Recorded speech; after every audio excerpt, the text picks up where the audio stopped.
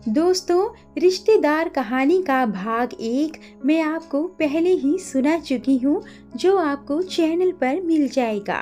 तो चलिए भाग 2 की शुरुआत करते हैं। पर इसके पहले कृपया वीडियो को लाइक, शेयर और चैनल को सब्सक्राइब करना ना भूलें।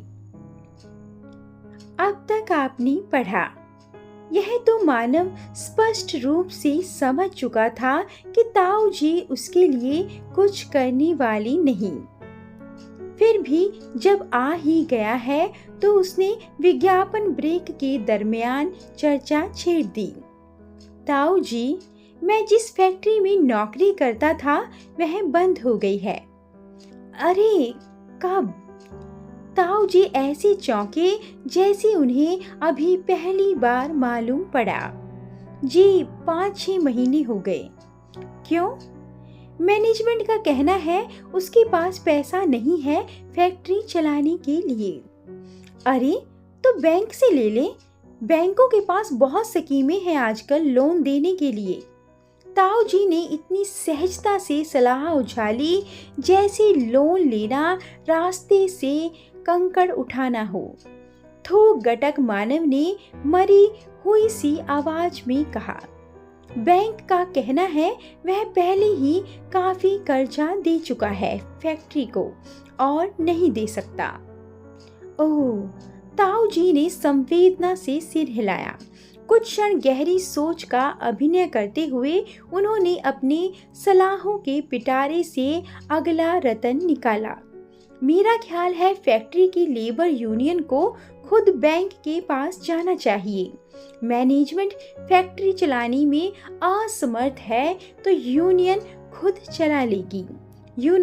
फॉरेन कंट्रीज में आजकल फॉरेन रिटर्न ताऊ जी अपनी नफीस विलायती अंग्रेजी में अपने अनुभवों का खजाना उस पर उड़ेलने लगे।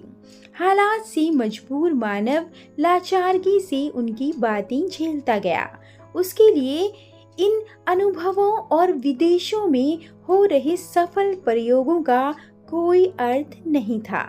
उसकी समस्या का निदान तो रुपयों में था और ताऊ जी बस उसी की चर्चा नहीं करने दे रहे थे।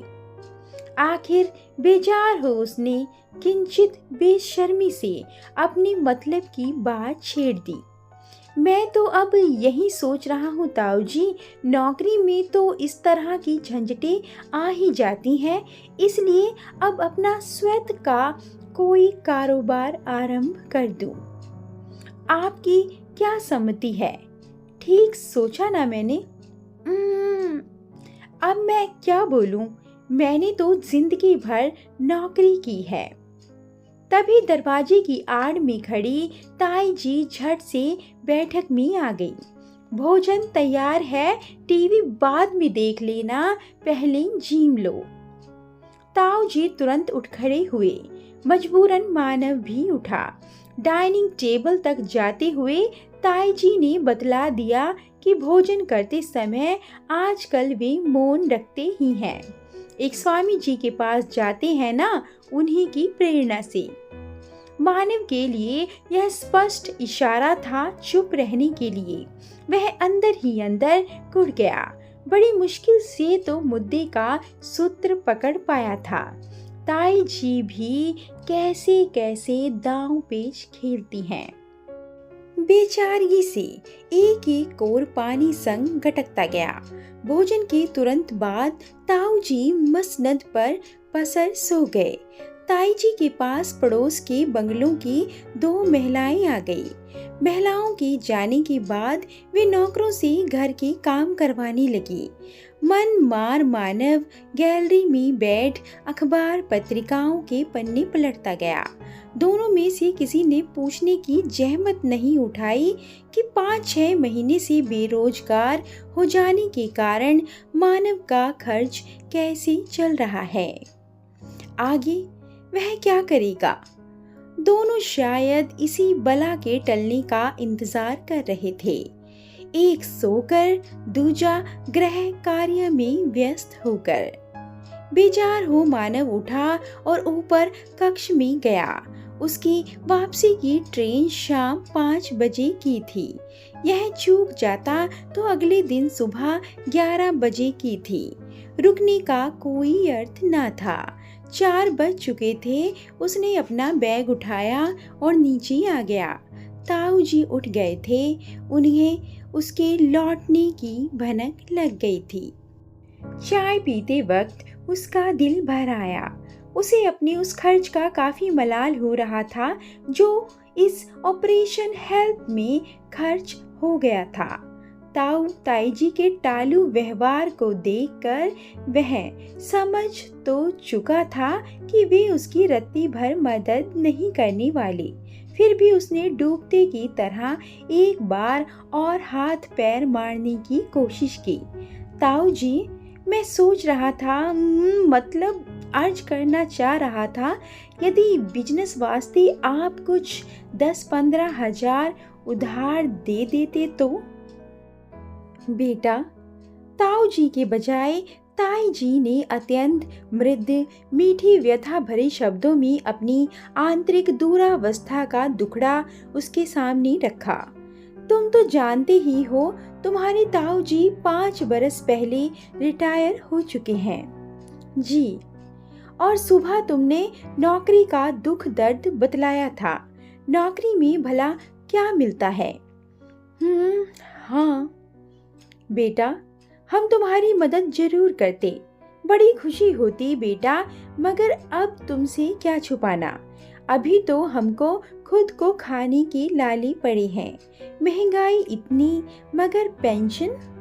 लोग तो हमारी बारे में पता नहीं क्या क्या सोचते हैं। हमारी हम ही जानते हैं बेटा। इस बड़े शहर में कितनी मुश्किलें हैं, कुछ बचता ही नहीं। मानव सुनते ही स्तब्ध रह गया। खाने की लाली टालने के लिए कितनी ऊंची बात कह दी थी ताई जी ने। दादाजी दादी जी को अपने पास बुलाने के नाम पर भी वह इसी तरह की घटिया बहानेबाजी करती थी। मानव का हृदय व्यथित हो गया। उसने अपराधी की बाती हाथ जोड़ माफी मांगते हुए कहा, अन्नपूर्णा सदैव प्रसन्न रही ताई जी। मुझे किंचित भी आभास नहीं या अन्यथा आपका दिल नहीं दुखाता। खैर, आप मन में किसी तरह का संकोच मत पालना। आजकल बैंकों की ढेर सारी योजनाएं हैं, मैं वहां भी अर्जी दे रहा हूँ। फुर्ती से वे दोनों भी खड़े हो गए। मानव ने झुककर प्रणाम किया। विदा करने के लिए दोनों द्वार तक आए। नौकर तब तक रिक्शा ले आया था। पुनः प्रणाम कर मानव स्टेशन रवाना हो गया। ट्रेन में बैठते हुए वह गहरी चिंता में डूब गया। ताऊ जी के पास वह एक झूठी आस लेकर आया था, एक झटके में बुझ गई। क्या हो जाता जो कुछ रुपया उधार दे देते? ब्याज देने का भी मैंने इशारा कर दिया था। इतना पैसा होने के बावजूद दोनों का दिल कितना छोटा है। ना चाहते हुए भी उसकी आंखों से 2 आंसू दुलक पड़े। घर आने के बाद मानव की चिंता और बढ़ गई। पास के रुपए धीरे धीरे खर्च होते जा रहे थे। उसे चारों ओर अंधेरा ही अंधेरा दिख रहा था। न कहीं नौकरी का आश्वासन मिल रहा था, न पूंजी का इंतजाम हो पा रहा था। उसकी रातों की नींद, दिन का चैन हराम हो गया। माँ, पिताजी, पत्नी, बच्चे कैसे पालेगा उन्हें? आस की हल्की सी किरण भी कहीं से नजर नहीं आ रही थी। 2 हफ्ते बीत गए। तभी कुरियर से ताऊ जी का पत्र आया। हैरानी से उसने खोला। ताऊ जी के शहर में सैकड़ों छोटी बड़ी औद्योगिक इकाइयां थी। इनमें मोल्डेड प्लास्टिक की अनेकों छोटी छोटी आइटमें लगती थी। ये आइटमें वे स्वयं ना बनाकर जॉब वर्क से दूसरों से बनवाती थी। ताऊ जी की योजना थी कि प्लास्टिक मोल्डिंग का एक लघु उद्योग डाल दिया जाए। मानव विभिन्न उद्योगों में नियमित संपर्क कर वेंडर कलेक्ट करेगा और माल तैयार कर सप्लाई करेगा। इसके अलावा इसी कारखाने में वे प्लास्टिक के जूते, चप्पल की भी मशीनें डालना चाहते थे। इसकी खपत भी अच्छी थी उनके क्षेत्र में। अत्यंत आत्मीयता पूर्वक उन्होंने मानव को लिखा था, बेटा, सब कुछ तुम्हारे हाथ में रहेगा, सब तुम्हें ही संभालना है। हम तो सिर्फ पैसा लगा देंगे, तुम अपने हिसाब से सब करना। तुम्हें 3,000 रुपए महीने की मैनेजरी रहेगी। इसके अलावा प्रॉफिट में 4% कमीशन अतिरिक्त। कोई भी यह पत्र पढ़ता तो ताऊ जी की विशाल हृदयता से गदगद हो जाता, मगर मानव के मन में शंकाओं के सर्प फन उठाने लगी। आखिर ताऊ जी के मन में इतनी उदारता उपजी क्यों? मैंने 10-15 हजार रुपये ब्याज पर मांगे तो खाने के लाले पड़ रहे थे।